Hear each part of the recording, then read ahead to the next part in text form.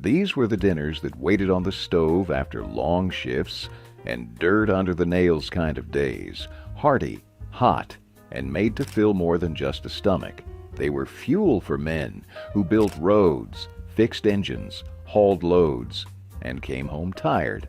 No frills, no shortcuts, just real food made from scratch by someone who knew what it meant to stretch $1 and a pound of meat. Nobody makes them like this anymore, but maybe it's time we remembered how. Buttered noodles with cracked black pepper. Sometimes the best meals came from the bottom of the pantry and the last stick of butter. Buttered noodles with cracked black pepper were pure, simple magic for nights when dinner needed to happen fast and cheap. You boiled egg noodles or spaghetti, whatever you could find, until just tender, drained them, and dropped in a fat slab of butter while the steam was still rising. Tossed and tumbled in the pot, the noodles turned glossy and rich, soaking up every drop. Then came the black pepper, cracked fresh if you had it, shaken from a battered tin if you didn't, scattered over the noodles like confetti. Some folks threw in a pinch of salt, maybe a dusting of cheese if they were lucky, but most just let the butter and pepper do the talking. It wasn't hearty, it wasn't heavy, but it was warm, filling, and good enough to make a long day feel a little softer. Buttered noodles didn't try to impress anyone.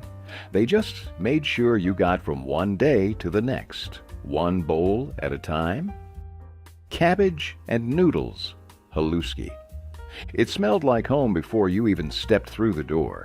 Sweet onions frying low and slow in a big pool of bacon grease or butter, cabbage chopped rough and tossed into the skillet until it wilted down to half its size. Haluski wasn't just food.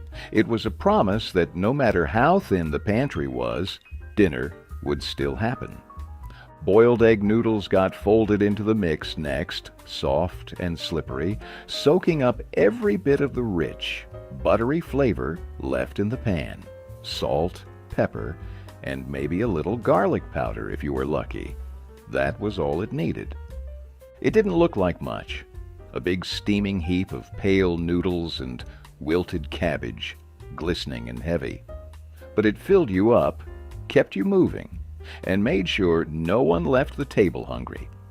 Haluski was the food of steel towns and coal camps, immigrant kitchens and farmhouse tables, where stretching a head of cabbage and a bag of noodles into a meal was just another part of surviving the week. It wasn't about impressing anyone. It was about keeping everyone standing. Canned tamale pie with cornbread crust. It didn't come from a fancy recipe card. It came straight from the pantry, thrown together from whatever cans hadn't been opened yet. Canned tamale pie was the kind of working man's dinner that smelled like it took all day to make, but came together in under an hour. You browned a pound of ground beef, stirred in a can of corn, a can of tomatoes, or tomato sauce, and maybe a can of beans if you had one. A heavy shake of chili powder or cumin turned it from scraps into something that smelled like Sunday supper. The real magic was the cornbread. Mixed from a box and poured right on top, it baked into a golden, fluffy blanket, while the beefy filling bubbled up around the edges. When it came out of the oven, you didn't wait long, just grabbed a big spoon and dug straight in. Every bite was rich, smoky, and sweet from the corn, packed with enough meat and starch to keep you full till tomorrow. It wasn't about presentation. It was about filling plates without emptying wallets. Canned tamale pie proved you didn't need much to eat like a king, just a can opener and a little imagination. Factory Town boiled dinner, variation, with beans and salt meat. This wasn't just dinner. It was an entire week packed into a single pot. Factory Town boiled dinner was the working man's answer to not knowing if next week's pay was coming. It started with the toughest cuts of salt-cured meat. brisket if you were lucky, pork scraps if you weren't, tossed into the biggest pot you owned and covered in water. Potatoes came next, whole and unpeeled, soaking up all that briny broth. Then came the beans, tossed in dry if you had time, canned if you didn't. Carrots, onions, and thick wedges of cabbage layered on top until the pot looked like it could barely hold it all. It simmered for hours, the smell filling every crack in the house. A sharp, peppery steam that meant dinner was almost ready, even if you had to ladle it out one careful scoop at a time. Some families slathered the salt meat with mustard. Others just let the broth do the talking. Boiled dinner wasn't about flavor fireworks. It was about feeding tired bodies without wasting a single scrap. And when it stretched into lunches and sandwiches later in the week, nobody complained. It was survival, seasoned with patience. Ham hocks and cabbage. You could smell it long before you saw the pot, a smoky, meaty scent that drifted down the block, slipping through windows and pulling you home. Ham hocks and cabbage didn't come from recipe books. They came from knowing how to turn cheap cuts into pure gold. Ham hocks, dirt cheap and loaded with flavor, were thrown into a pot with water and left to simmer low and slow. Cabbage came next, chopped into thick wedges and added just as the meat started to fall apart. The broth turned rich and smoky, the ham tender enough to nudge off the bone with a spoon, and the cabbage soaking up every last drop like it had been waiting for it all its life. Sometimes a few potatoes made it in, sometimes a handful of beans. But even on its own, this dish could stretch for days, ladled out into bowls, dunked with crusty bread, and savored till the last shred was gone. Ham hocks and cabbage didn't pretend to be anything fancy. It was a working man's dinner built on patience, thrift, and a deep understanding that the best meals are the ones you make out of almost nothing. Onion soup made from broth and croutons. It didn't take much to make a meal when all you had was time and onions. Onion soup was born out of desperation, thin broth, tired bread, and the patience to turn scraps into something that filled a house with the smell of home. You sliced onions thin and fried them slow, caramelizing them until they turned sweet and golden in whatever fat you could scrape up. Then came the broth, maybe real, maybe just salted water with a pinch of something smoky, poured over the onions and left to simmer until it smelled like something better than it was. Old bread was cut into rough hunks, dried out and hardened, and dropped right into the bowls like heavy stones. The hot onion broth poured over the top, softening the bread, filling every crack with warmth and salt. It wasn't the kind of soup you wrote recipes for. It was the kind of soup you made when the weather turned mean, and there wasn't anything left but grit and hope. Onion soup didn't save the day, but it made surviving it just a little easier.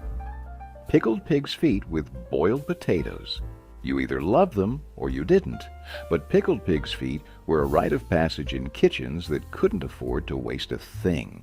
It started with a clear glass jar packed tight with pig's feet soaked in vinegar, garlic, and a handful of rough spices.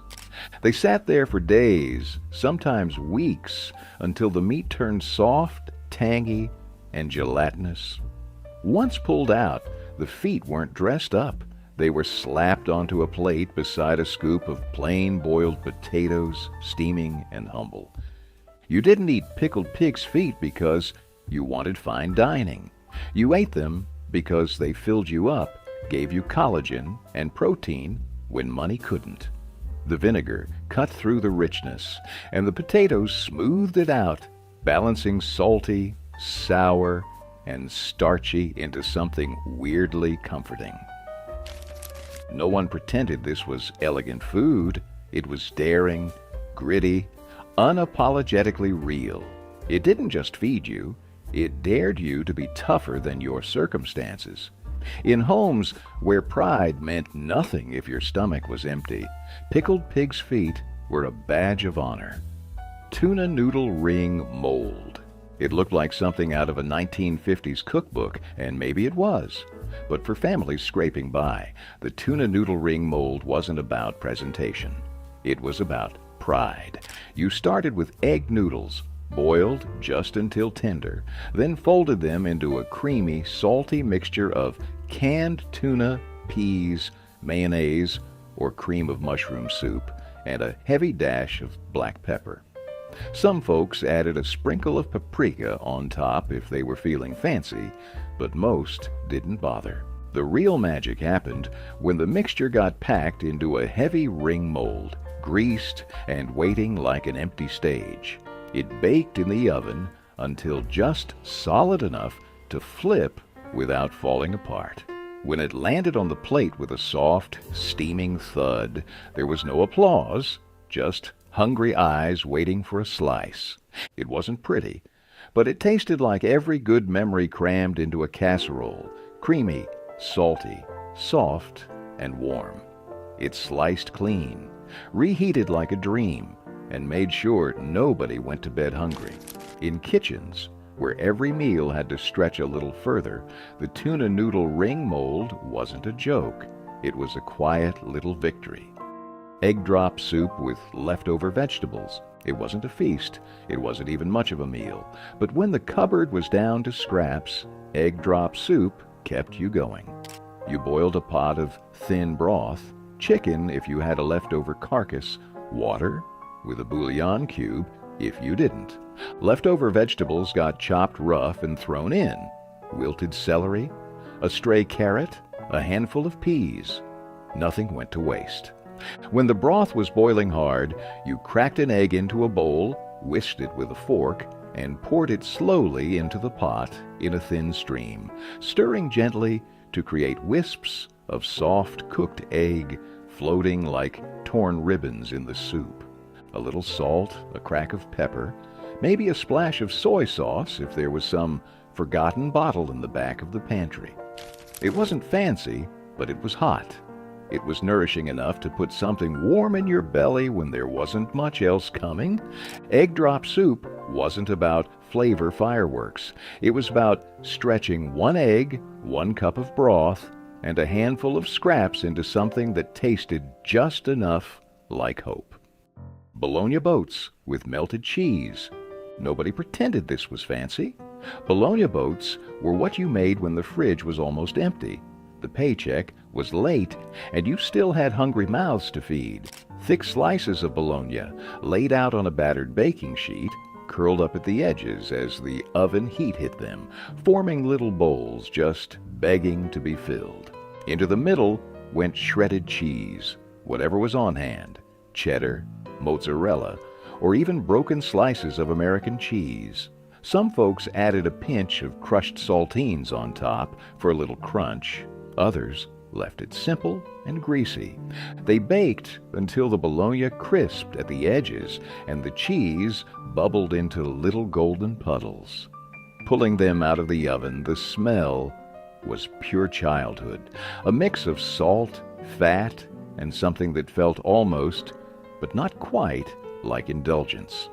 Served with canned green beans, a spoonful of coleslaw, or just grabbed 3 at a time straight off the pan, bologna boats were comfort food in its purest, scrappiest form. Nobody at the table cared about presentation. They just cared that dinner was hot, salty, and enough to fill them up. Slow-cooked beef heart stew. It wasn't the cut anyone wanted, but in lean times, beef heart was a gift. Lean, dense, and packed with flavor. If you knew what you were doing, it needed careful hands and a lot of patience. You trimmed it slow, slicing away anything tough or stringy, then browned it hard in a heavy pot until the whole kitchen smelled like something real. Broth or water came next, enough to just cover, maybe with a splash of vinegar or a couple bay leaves to help tenderize the stubborn muscle. Low heat and long hours were the secret. Left to simmer all day, the heart softened, giving up its toughness and taking on a richness that didn't taste like anything else. Carrots and parsnips went in near the end, adding sweetness and body to the stew. It wasn't glamorous. It wasn't supposed to be. It was survival food, nourishment pulled out of the parts most people threw away. Served with bread, rice, or just eaten straight from the pot, slow-cooked beef heart stew reminded everyone at the table that tough times could still produce tender meals, if you were willing to work for it. Mashed potato pancakes. It started with the leftovers, the lumpy, cold mashed potatoes nobody wanted to reheat. You mixed in a little flour, maybe an egg if you could spare one, and shaped the stiff, sticky dough into rough patties with flour-caked hands. Into a hot, greased skillet they went, sizzling and sputtering as the outsides crisped to a deep golden brown, while the insides stayed soft, almost creamy. You didn't need anything else. Maybe a little salt and pepper on top, maybe a scrap of sour cream if there was a lonely tub in the icebox. Most days it was just the pancakes themselves, stacked high on a chipped plate, steaming, salty, and ready to fill the hollow spot left by a long, hard day. Mashed potato pancakes were proof that a second-hand meal could still taste better than anything new. They were born from necessity, from stubbornness, from the refusal to waste even a spoonful of yesterday's dinner. And sometimes they tasted better than anything that had come fresh off the stove. Fried cornmeal, mush with gravy. Cornmeal mush wasn't just breakfast.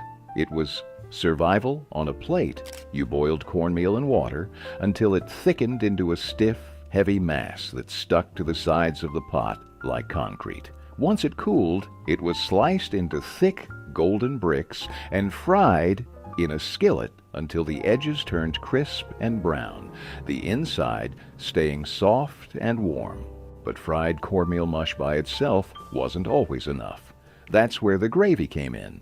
Thin white gravy made from a little bacon fat, a spoonful of flour, and just enough milk or water to stretch it. Poured hot over the crisp slices, it turned plain mush into a full meal, heavy enough to get you through a long day in the fields or the factory. Some folks added black pepper until it looked like the surface of the moon. Others kept it plain and simple because that's all they had. It wasn't fancy. It wasn't even that pretty.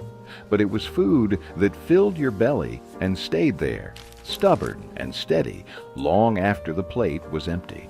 Cornmeal mush with gravy wasn't about flavor fireworks. It was about making something lasting from almost nothing. Bread and lard with salt. When times got mean, you learned to be meaner. Bread and lard wasn't a delicacy. It was necessity, straight from the hard days when hunger didn't wait for pride. You took a thick slice of stale bread, slathered it with cold lard, sometimes pure white, sometimes flecked with the golden bits of fat, and sprinkled a few grains of salt across the top like a dare. No cooking, no fuss, just bare, brutal eating. Bite by bite, the heavy fat melting into the bread, the salt kicking your tongue awake just long enough to remind you that you were still here, still standing. Some folks softened the lard with a little hot broth. Others toasted the bread if they had the firewood to spare. But most didn't bother. It wasn't about flavor. It wasn't even about satisfaction. It was about putting something, anything, into your stomach so you could face another day. Bread and lard wasn't a choice. It was a testament to survival. A stubborn meal from people too tough to quit when the world gave them nothing but crumbs. Liver and onions with fried potatoes. The smell hit you first. Sharp, rich, and heavy, in a way that filled the whole house and clung to your clothes. Liver and onions wasn't for everyone, but for those who grew up with it, it meant one thing: a real meal was coming. Thin slices of beef liver were dredged in flour and seared in a hot skillet until just browned on the outside, but still tender in the middle. Meanwhile, onions fried alongside, turning soft, sweet, and golden as they picked up every bit of flavor left in the pan.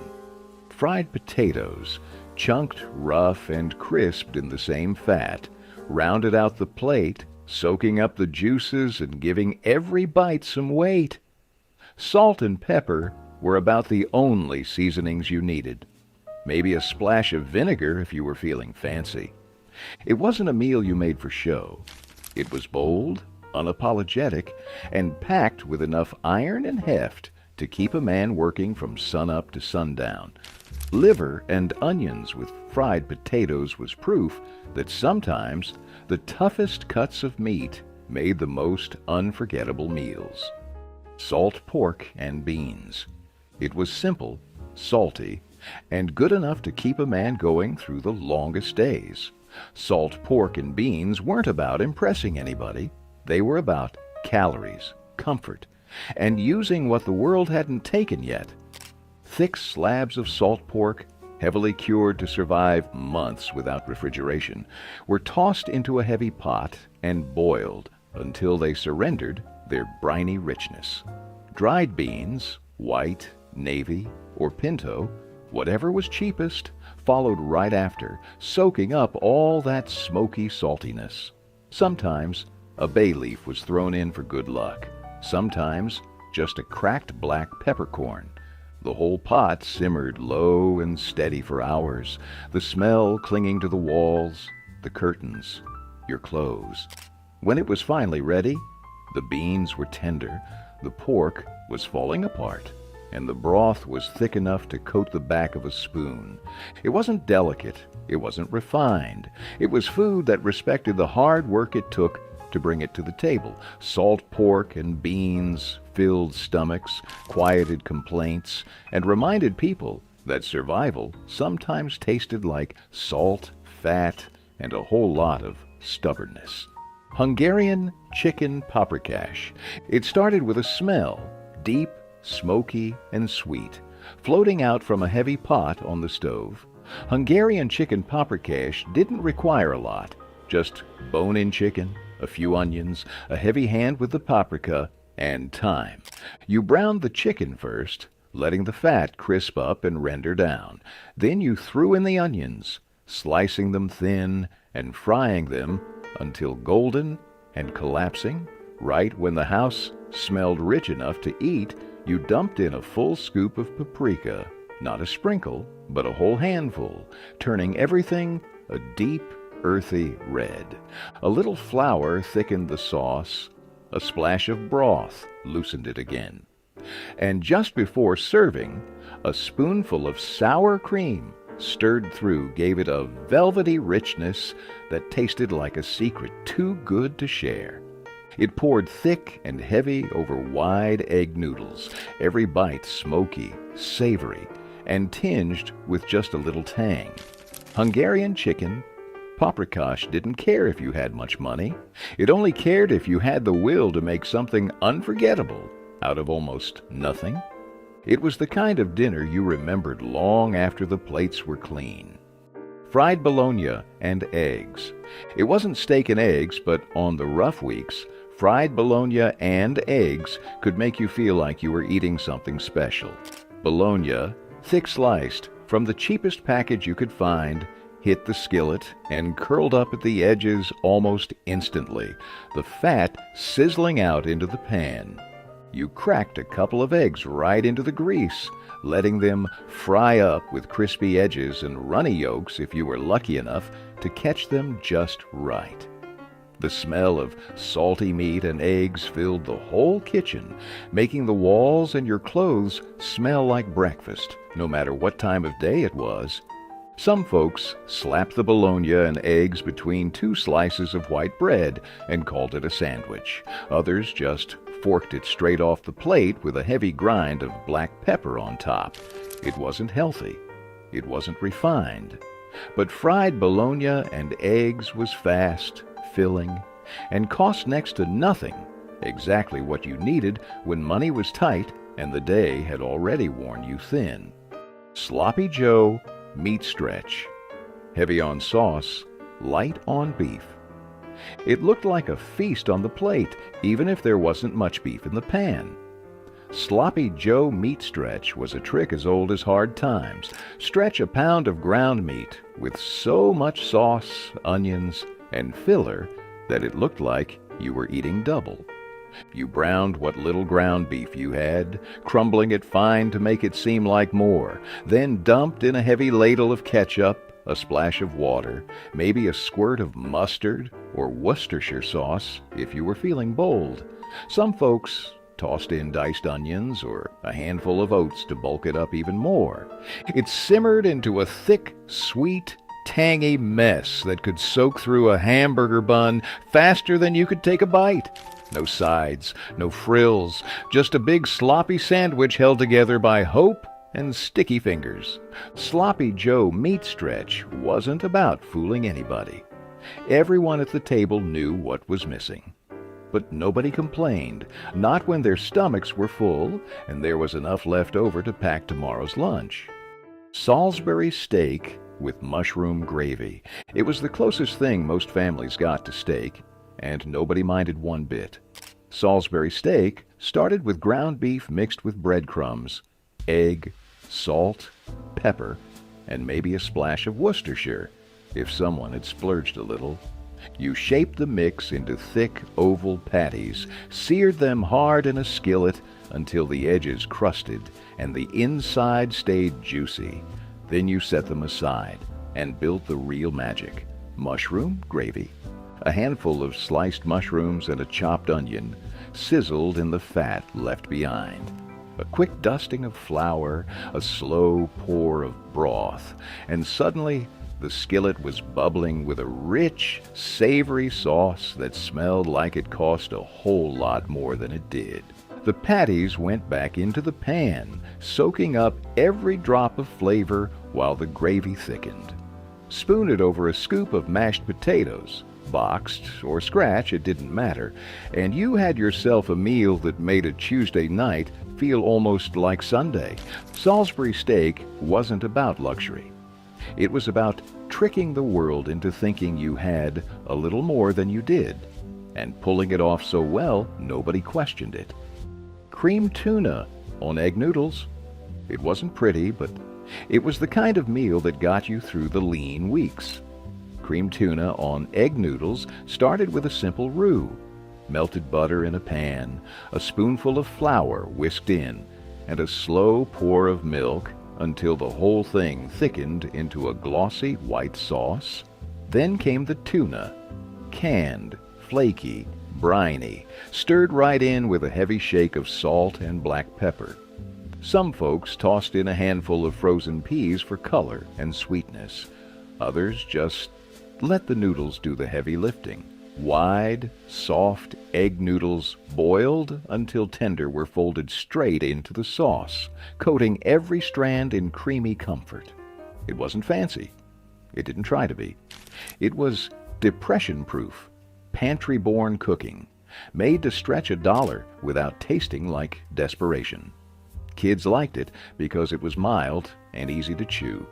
Grown-ups liked it because it filled the table and the stomach at the same time. When the fridge was bare but the pantry still had a few cans hiding in the back, creamed tuna on egg noodles was the ace up every working family's sleeve. Oxtail stew with barley and carrots. It wasn't the kind of meat you bragged about, but in homes that knew how to make something out of nothing, oxtail was king. You started by browning the tough, bony pieces in a heavy pot until the kitchen filled with a deep, savory smell that meant dinner was happening.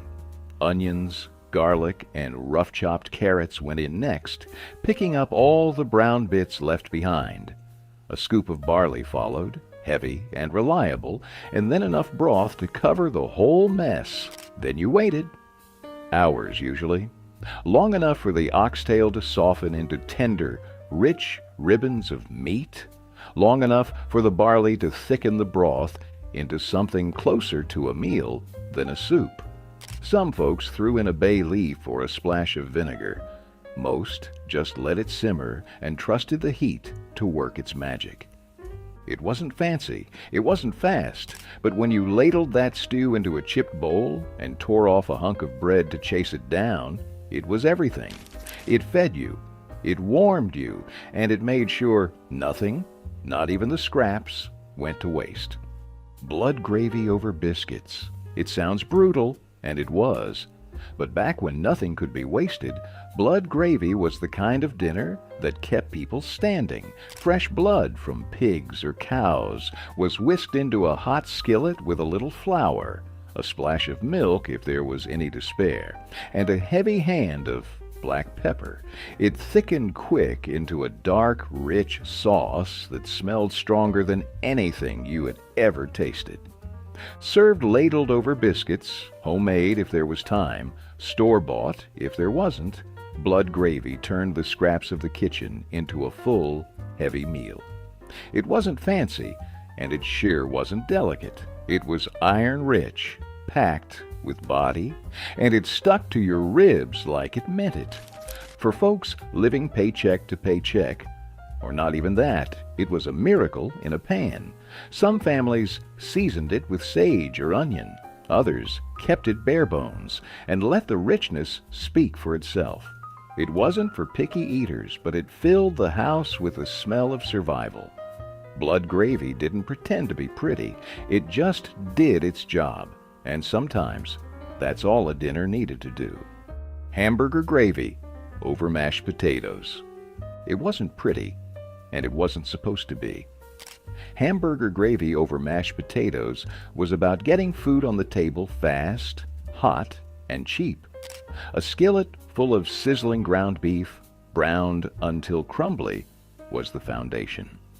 You pushed the meat aside, stirred flour right into the fat, and poured in milk or water, stirring until it thickened into a creamy, salty gravy that smelled like home. Piled high over a mound of mashed potatoes, whether from scratch or straight out of a box, the gravy seeped into every crack and crevice, turning a simple plate into something rich and heavy. Frozen peas might make it onto the side if you had a few extra minutes.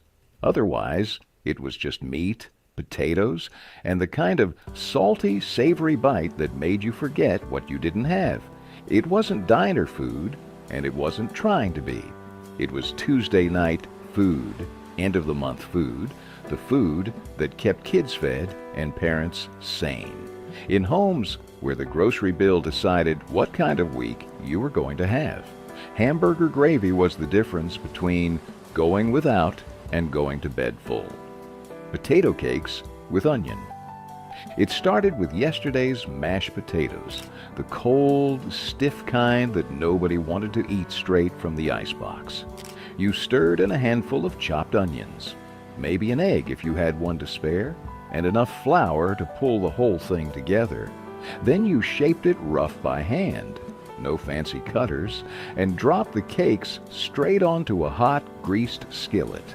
The edges crisped and browned almost before you could flip them, the onions sizzling sweet into the batter and sending up a smell that filled every room. You didn't need toppings. You didn't need sides. Just a fork, or your hands if nobody was looking, and a big plate of hot golden potato cakes. Some folks dusted them with a little salt. Some drizzled them with whatever scrap of gravy might be left over from the night before. Most just ate them straight off the pan, burning their fingers because waiting was worse than the burn. Potato cakes with onion weren't about impressing anybody. They were about not wasting a thing and finding a little crisp, golden joy in the middle of a tough week. Spam and rice skillet. When meat prices spiked and grocery shelves started to thin, Spam was the hero nobody expected. Spam and rice skillet was a Depression-born classic that never apologized for being what it was: salty, fatty, and just enough to fill a plate when little else could. You cubed up a can of Spam into rough chunks, browned them in a screaming hot skillet until the edges got crisp and caramelized, then tossed in a mound of cooked white rice. Some folks added frozen peas or a few shreds of cabbage if they had them, but most nights it was just meat, rice, and maybe a splash of soy sauce or black pepper. The fat from the Spam slicked every grain of rice in flavor, turning what should have been bland into something smoky and rich. It was fast, heavy, and comforting in a way you didn't question. Spam and rice skillet wasn't about health or presentation. It was about survival, about making a single can stretch across dinner and tomorrow's lunch. It wasn't supposed to be pretty. It was supposed to keep you standing, and it did. Turnip green stew with ham fat. It wasn't the meat you tasted first. It was the greens, sharp and earthy, heavy with the smoky promise of ham fat. Turnip green stew wasn't a fancy dinner. It was what you made when the ham was long gone, but the bones and the grease still had something left to give. You boiled down big handfuls of fresh or canned turnip greens until they turned tender and deep green, soaking up every last drop of broth made from ham bones or a heavy spoonful of saved bacon drippings. A little onion went in if you had it, maybe a dash of vinegar at the end to cut the richness. Served hot in deep bowls, maybe with a slab of cornbread crumbling into the broth. It didn't look like much, but it filled you up, warmed you through, and left you feeling heavier and stronger than when you sat down. Turnip green stew wasn't just about eating. It was about not letting anything go to waste. Not a bone, not a drop of grease, not a single green leaf that could be pulled from a stubborn patch of ground. Chipped beef on toast, SOS, on a shingle. It wasn't polite to say what it really was, but everyone knew the nickname, SOS. It stood for on a shingle, and it fed generations of soldiers, factory workers, and hungry kids who needed something fast, salty, and heavy. You started with chipped dried beef, thin slices pulled from a jar or a little vacuum-sealed pouch, tossed into a hot skillet with melted butter. Then you stirred in a spoonful of flour, made a quick roux, and poured in milk until a thick, creamy gravy came together, spotted with bites of salty beef. Meanwhile, you toasted whatever bread you could get your hands on. Cheap white bread was the classic, but anything that could hold gravy would do. The whole sloppy mess was ladled over the toast, soaking into every corner until the bread nearly disappeared under the weight. It wasn't fancy, and it wasn't delicate. It was blunt force food, designed to hit the stomach like a brick and hold you there until the next meal. Chipped beef on toast wasn't about flavor fireworks. It was about putting something hot and heavy on the plate when the world didn't give you much else. Potato soup with saltine crackers. It didn't get much simpler or more stubborn than potato soup. You peeled and chopped potatoes rough, boiled them with a little salt until they softened, then mashed them half-heartedly right there in the broth. A splash of milk if you had it, a pat of butter if you could spare it. Otherwise, just water and starch, and the quiet satisfaction of knowing there'd be something hot in every bowl. Saltines sat in a chipped tin on the counter. You crushed them over the soup, letting them melt into the broth, thickening it just enough to feel heavy on the spoon. It wasn't gourmet. It wasn't even fancy enough to pretend, but it filled your belly, warmed your hands, and reminded you that even when the cupboards were thin, dinner still showed up if you worked for it. Fried cabbage with bacon drippings? It didn't take much to turn a head of cabbage into something that could fill the whole house. You started with a heavy iron skillet slicked with bacon drippings saved from better mornings. When the pan got hot enough to smoke, you threw in rough chopped cabbage by the handful, the green leaves hissing and wilting down into the fat. A little salt, a crack of black pepper. That was all it needed. Some folks tossed in diced onions if they had them, or a few crumbles of leftover bacon if the pantry was generous.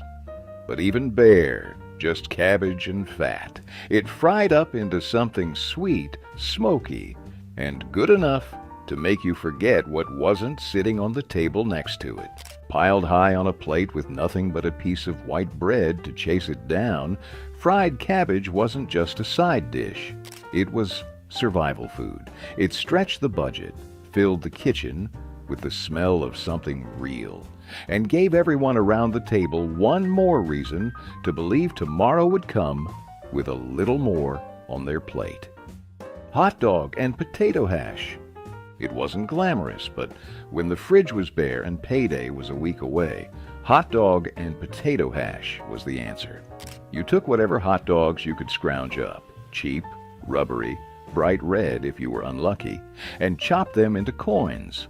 Potatoes were diced rough, skins on, and fried hard in a hot skillet until the edges turned crisp and golden. Onions were tossed in if you had them, sizzling down into sweet browned bits between the potatoes. Then came the hot dogs, tossed into the pan and fried until they split and curled at the edges. Some folks stirred in a little ketchup or mustard right in the pan, turning the whole mess into something tangy and bright.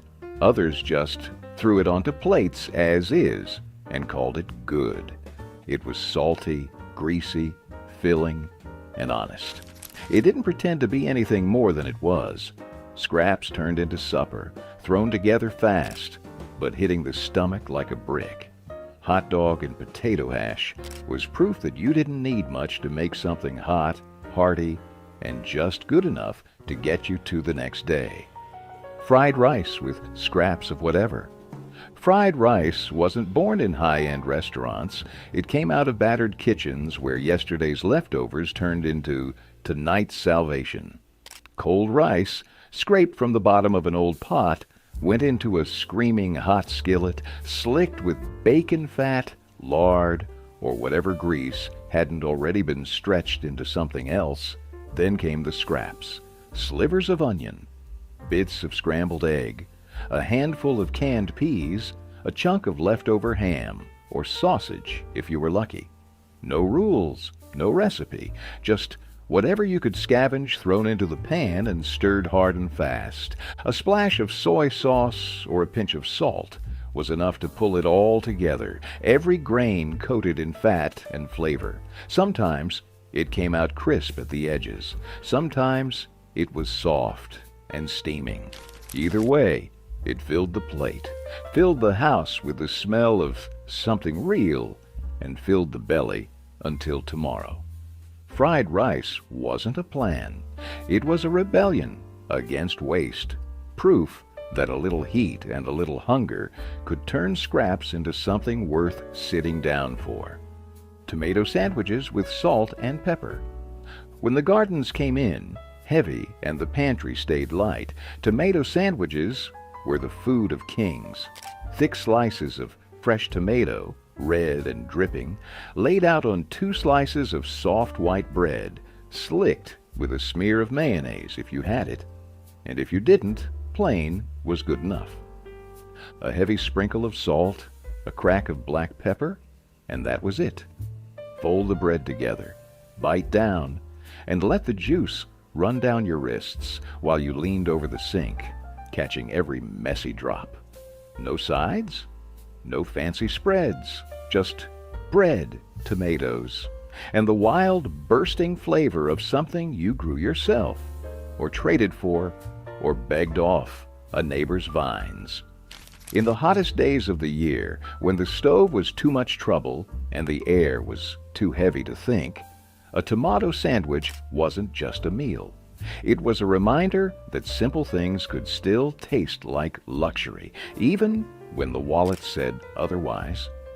Chicken livers with rice and peppers. You knew what was cooking the second you walked through the door. It wasn't subtle. Chicken livers pan-fried with diced onions and chopped bell peppers filled the whole house with a smell that hit you like a brick wall. Some folks loved it, some wrinkled their noses, but nobody walked away from a plate still hungry. Livers were cheap, dirt cheap, and packed with iron, protein, and a rich, earthy flavor most people today would barely recognize. Tossed in a hot skillet with just enough oil to sizzle, they browned fast, soaking up every bit of flavor from the onions and peppers. A splash of hot sauce or a pinch of garlic powder took it even further, stretching a few cents worth of ingredients into a meal that could last 2 days. Rice was the great stretcher, piling high on the plate under a ladle of that sizzling liver and pepper mix. It filled your belly and left enough for a quick scoop into a lunch pail the next morning. In kitchens where every dollar mattered, chicken livers weren't a punishment. They were a promise that you could still eat well even when money was tight. Ground beef and corn casserole. It wasn't pretty, but it was the kind of meal that filled a kitchen with the smell of something good, something solid.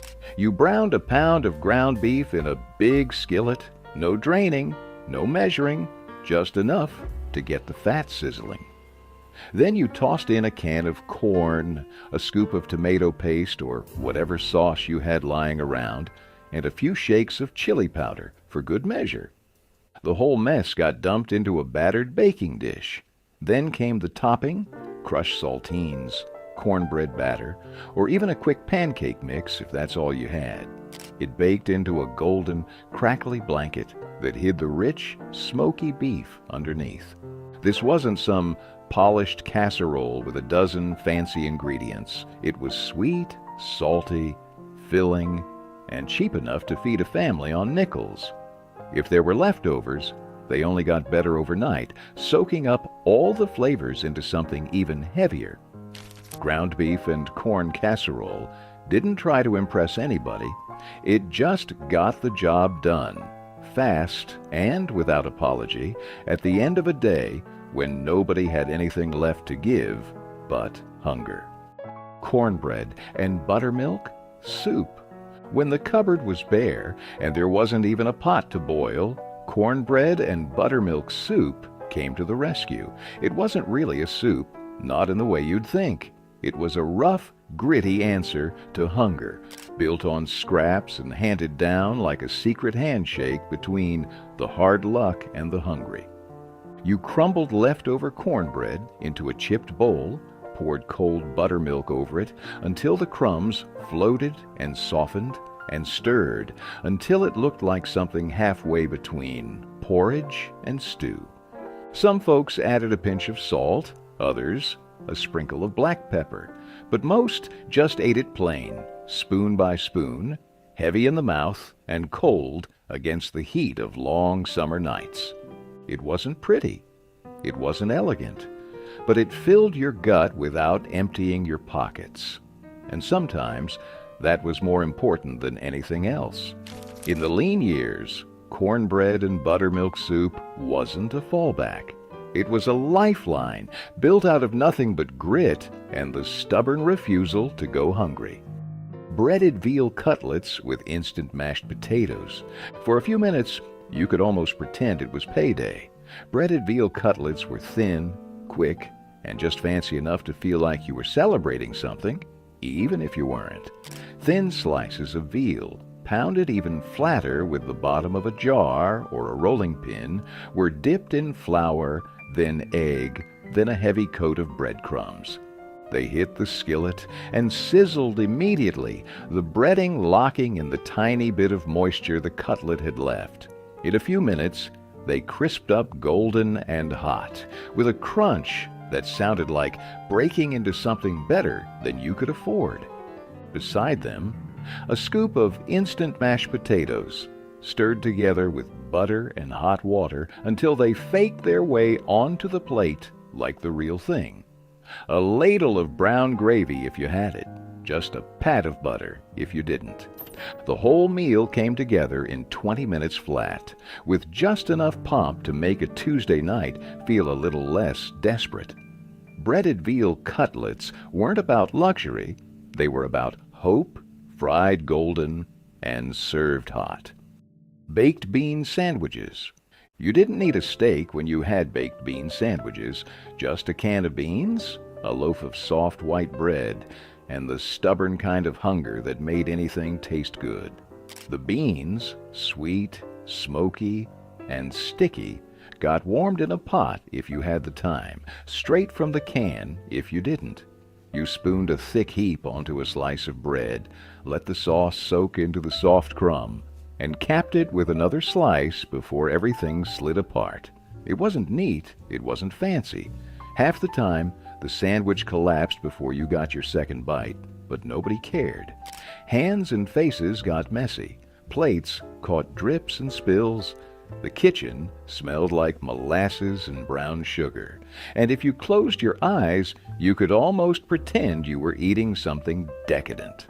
Baked bean sandwiches were about more than just calories. They were about making do, finding a little sweetness when the world didn't offer much, and laughing around a table held together more by hope than by wood. Rice pudding dinner, sweet and filling. When there wasn't enough meat and the pantry shelves were running thin, sweet dinners like rice pudding pulled their weight. You boiled up a pot of white rice, thick and soft, then stirred in a little milk, a handful of sugar, and whatever scraps of spices you had. Cinnamon, if you were lucky, nutmeg, if you were blessed. Some folks cracked an egg into the pot to make it richer.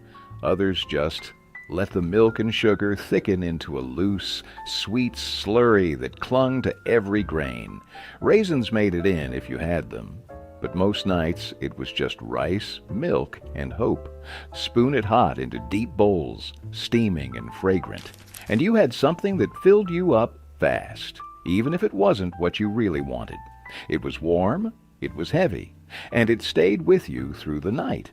Rice pudding for dinner wasn't about treats. It was about calories, comfort, and making a handful of cheap staples taste like something that could carry you through the next day. Sweet, simple, and stubborn, that was the secret. Rice and tomato gravy. When the cupboards were almost bare but you still needed something hot and filling, rice and tomato gravy was the answer. It started simple. White rice boiled soft and piled high in big battered bowls. The gravy came next. Cheap canned tomatoes, juice and all, simmered with a little water, a spoonful of bacon grease if you had it, and a heavy hand of salt and pepper. Sometimes there was a pinch of sugar to take the edge off the acid. Sometimes just a prayer. You ladled the tomato gravy straight over the mound of steaming rice, letting the bright red sauce soak into every grain. It wasn't fancy. It wasn't even pretty. But it was hot, it was heavy, and it stayed with you. Rice and tomato gravy didn't try to pretend.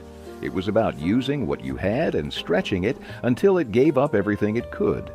In kitchens, where a can of tomatoes and a handful of rice could mean the difference between dinner and going without. This was the kind of meal that made sure nobody left the table empty.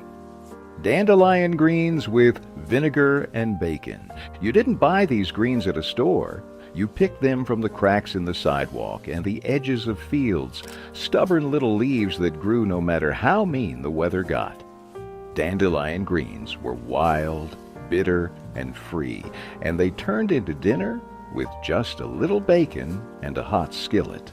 First, you fried up a few scraps of bacon, fatty ends and pieces, not pretty strips, until the grease ran thick. Then, the cleaned dandelion greens went in, wilting fast, the bitterness taming just enough in the smoky, salty fat. A splash of vinegar right at the end woke the whole dish up, cutting through the grease and bringing every mouthful to life. It was sharp, savory, and honest. The kind of plate that snapped your senses awake and reminded you what survival really tasted like. Dandelion greens with vinegar and bacon wasn't about getting by. It was about fighting back, about taking what the world threw away and making it better than it had any right to be. Pork neck bones and rice gravy. It wasn't the prettiest cut, but it had heart. And for working families, that was all that mattered. Pork neck bones were cheap, plentiful, and packed with flavor if you knew how to treat them right. First came the browning, tossing the bony pieces into hot oil until the kitchen filled with the smell of fat and meat turning golden. Then you threw in chopped onions, scraping up every dark, sticky bit from the bottom of the pan before drowning it all in water or broth and letting it simmer slow and low. Over hours the meat softened and loosened from the bones, and the liquid thickened into a rich, silky gravy that clung to everything it touched. Poured over a mountain of hot, fluffy rice, that pork neck bone gravy wasn't just dinner, it was a celebration. Some added a side of canned greens, others just a slice of white bread to sop up the extra sauce. Pork neck bones and rice taught you that flavor isn't about price. It's about patience, about pulling every last bit of good out of what you have, and about never letting a scrap go to waste. Bubble and squeak fried leftover potatoes and vegetables. Nothing about it sounded elegant, and that was exactly the point. Bubble and Squeak was the kind of dinner built from what nobody else wanted: leftover potatoes, limp cabbage, forgotten carrots, tossed together in a hot skillet with a little fat, bacon grease if you were lucky, lard if you weren't. They fried until the edges crisped and the middle stayed soft. The name came from the sound it made as it cooked, the bubbling of the fat, the squeak of cabbage pressing against the pan. You didn't need measurements or a recipe. You just needed scraps and a good ear. Some folks added a handful of chopped onions or a slice of leftover meat, but most nights it was just starch and stubbornness fried into something hot and heavy. It wasn't glamorous, and it wasn't meant to be. It was food that made the most of nothing. Food that filled the house with the smell of frying potatoes and gave tired families something to sit down to. In a time when leftovers weren't just common, they were expected, Bubble and Squeak made sure no bite was wasted and no stomach went empty. Braised rabbit with root vegetables. Before meat came in neat plastic packages, families made do with what they could catch, and rabbit was the prize of many backyard hunts. Braised rabbit with root vegetables wasn't some special occasion meal. It was regular folks turning the day's luck into something that could feed everybody. You started by searing the rabbit pieces hard in a heavy skillet, locking in what little fat the lean meat carried. Then you added a handful of garden vegetables, carrots, turnips, onions if you had them, chopped rough and thrown in like it didn't matter. Everything got bathed in broth or just plain water, covered and left to simmer low and steady until the rabbit turned tender and the vegetables surrendered their sweetness to the pot. The result wasn't flashy. It wasn't meant to be. It was earthy, hearty, and deeply honest. Food that tasted like survival and smelled like home. Braised rabbit with root vegetables wasn't about richness. It was about resourcefulness, patience, and that rare satisfaction of turning a good day's catch into a meal that could last until tomorrow. Macaroni and tomatoes with bacon grease. It was quick, dirty, and tasted like home. Macaroni and tomatoes with bacon grease was the kind of meal you made when payday was still too far away and the fridge was starting to echo. You boiled elbow macaroni just until tender, drained it, and then threw it straight into a hot skillet slicked with leftover bacon grease, if you had any. No bacon? No problem. The grease alone carried the smoky, savory flavor, like a secret ingredient passed down in whispers. A can of tomatoes, juice and all, got dumped in next, simmering until the macaroni soaked up every drop. A little salt, a lot of black pepper, maybe a pinch of sugar to cut the acid if you were feeling generous. There were no sides, no fancy toppings, no garnish, just a deep bowl of smoky, tangy pasta that filled you up and didn't ask for much in return. It wasn't glamorous, it wasn't even particularly pretty, but it was fast, it was cheap, and it made sure there was something hot on the table at the end of a long, empty day. And sometimes that was more than enough. Fried salt pork with grits. You could smell it before you even walked in the door. Sharp, smoky, heavy, with the kind of salt that clung to your clothes long after the plates were cleared. Fried salt pork wasn't tender, and it wasn't trying to be. It was chewy, crisp-edged survival, the kind of meat you ate because there wasn't anything else left. Slices of salt pork, almost more fat than meat, hit the hot skillet and sizzled hard, curling up at the edges as the fat rendered out, leaving behind golden brown strips tough enough to make your jaw work for every bite. Beside it, a big pot of grits bubbled slow, just ground corn and water stretched into something thick enough to stand a spoon in. A little salt, maybe a pat of butter if the pantry was feeling generous, and the grits turned into the perfect bed for that salty meat. You didn't eat fried salt pork with grits for comfort. You ate it for survival, for stubbornness, for the simple, unvarnished fact that sometimes the world didn't hand you anything better, and you made it work anyway.